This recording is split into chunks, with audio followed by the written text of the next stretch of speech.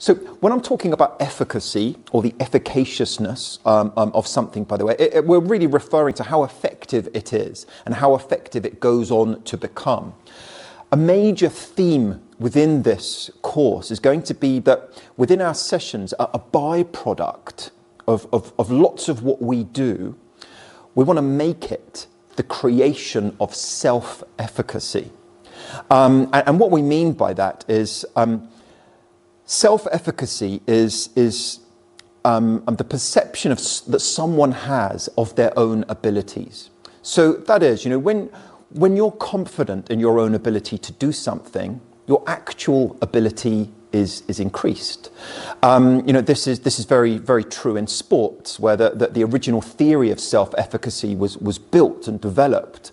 But now, in particular, it's found its way into the clinical environment.